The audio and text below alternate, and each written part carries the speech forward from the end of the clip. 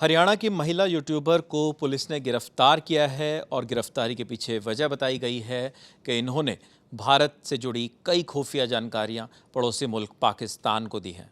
ये एक यूट्यूबर हैं जिनका नाम ज्योति रानी मल्होत्रा बताया जा रहा है। वो हरियाणा की रहने वाली बताई जा रही है। उनके साथ कुल मिलाकर 6 लोगों की गिरफ्तारी की गई है। इस पूरे मामले को लेकर ज़्यादा जानकारी हमें देंगी रक्षा। रक्षा, क्या जानकारी मिल रही है इस खबर के बारे में?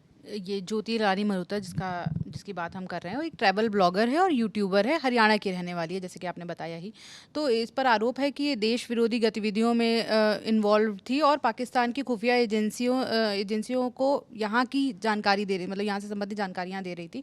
ट्रैवल विद जो नाम से इसका यूट्यूब चैनल और इंस्टाग्राम पे एक पेज है। तो यूट्यूब जब हमने इनका खंगाला तो इनके यूट्यूब पे 377 के यानी कि 3,77,000 फॉलोवर्स है और इंस्टाग्राम पर 131 के यानी कि 1,31,000 फॉलोवर्स, यानी कि एक बहुत मतलब अच्छी खासी जनता को ये केटर कर रही हैं। तो जैसे जब इनका इंस्टाग्राम हम देखते हैं तो वहाँ पे वाघा बॉर्डर से कई सारे वीडियोस हो रखे हैं, लाहौर के कई सारे वीडियोस हो रखे हैं, वहाँ के स्थानीय लोगों के साथ इन्होंने फ़ोटो पोस्ट कर रखे हैं जिसमें मतलब हैशटैग टाइप का चल रहा है कि हिंदुस्तान और पाकिस्तान मतलब एक साथ हैं, हिंदुस्तानी पाकिस्तानी भाई बहन, इस तरीके के हैशटैग्स का इस्तेमाल कर रहे हैं।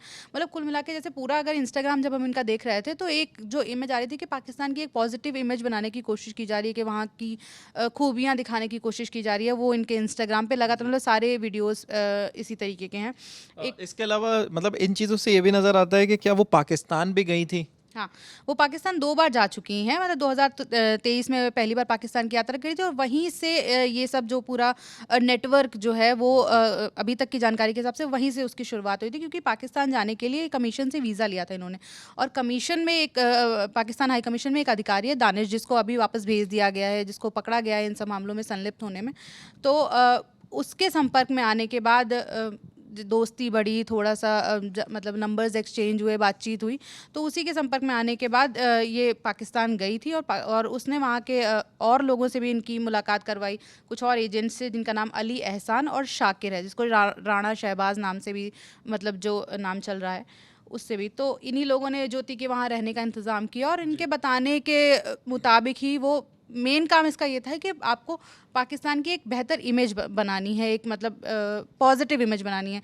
तो लगातार इनसे व्हाट्सएप के थ्रू, टेलीग्राम के थ्रू या स्नैपचैट के थ्रू, जो एंड टू एंड इनक्रिप्टेड जितने भी नेटवर्क्स हैं उनसे कांटेक्ट में थी। और 2 बार इस बीच इन्होंने पाकिस्तान विजिट किया है ज्योति ने, और इस तरीके की गतिविधियां मतलब लगातार चल रही थी। किस तरीके से ये उनकी मदद करती थी और क्या क्या जिम्मेदारियां इनको दी गई थी? क्योंकि लगातार ये बात कही जा रही है कि कई ज़्यादा खुफिया इन्फॉर्मेशन इन्होंने उधर ट्रांसफ़र की हैं। कुछ संवेदनशील जानकारियां शेयर करी हैं और जो इनके इंस्टाग्राम पोस्ट हम लगातार देखेंगे तो अभी पिछले काफ़ी साल में, मतलब 2023 में ये पहली बार गई थी पाकिस्तान, उसके बाद से लगातार पाकिस्तान के पोस्ट हैं कि वहाँ की कोई स्थानीय के साथ फ़ोटो डाली है और लिखना कि हम रोज़ बात करेंगे, हम रोज़। तो जो एक करीबी समझ में आ रहा है कि किस तरीके से ये पाकिस्तान से इतना करीबी थी।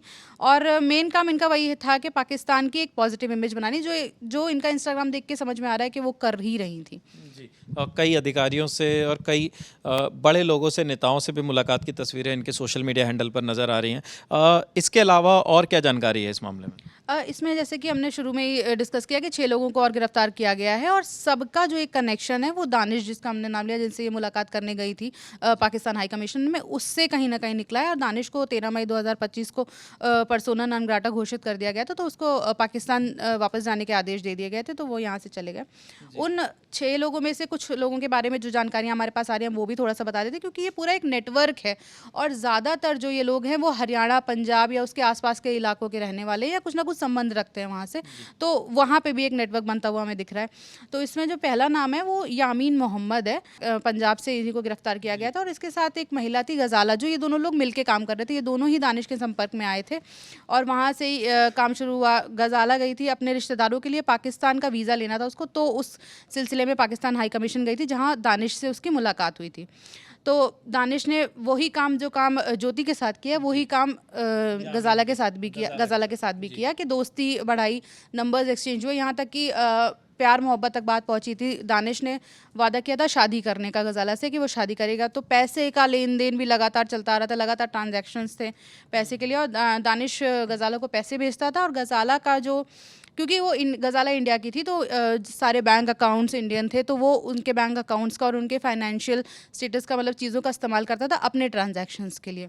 यामीन मोहम्मद का भी इसमें नाम था, जो इंडियन आर्मी की मूवमेंट और रणनीतिक गतिविधियों से मतलब वैसी जानकारी जो एकदम पर्सनल होती है, उस तरीके की जानकारियां पाकिस्तान में शेयर कर रहे थे वहाँ के ऑफिशियल्स को। और जब पुलिस ने इन दोनों को पकड़ा तो इनके पास से 2 मोबाइल भी बरामद हुए, जो मतलब जिनसे ये मालूम चला कि ये गोपनीय जानकारी के बदले पैसे ले रहे थे ये लोग। जी। तो मतलब यामीन और गजाला एक साथ मिलकर काम करते थे। इसके अलावा और किन लोगों के नाम सामने आ रहे हैं? जी, 2 और नाम मैं बता देती हूँ। देविंदर सिंह ढिल्लों है, ये स्टूडेंट है। नवंबर 2024 में ये भी पाकिस्तान हाई कमीशन गया था, अपने तीर्थ यात्रा से जुड़ा कुछ काम था, उसी सिलसिले में इसे पाकिस्तान जाना था। उस सिलसिले में ये वहाँ पर गया था और वहीं से ये पूरा नेटवर्क मतलब देविंदर सिंह ढिल्लों इस पूरे नेटवर्क से जुड़ा।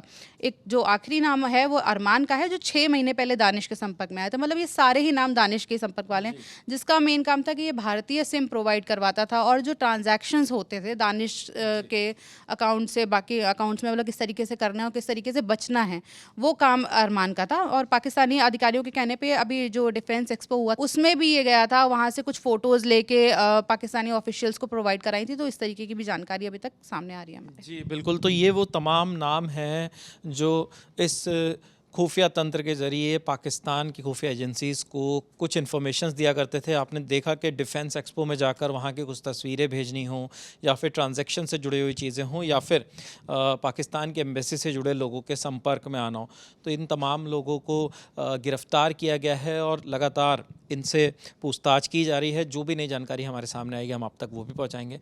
फ़िलहाल इस खबर में इतना ही। अभी तक ललन टॉप लगातार इस पूरे मामले को देख रहा है और हम इस खबर पर नज़र बनाए हुए हैं। देखते रहिए दी ललन टॉप। शुक्रिया।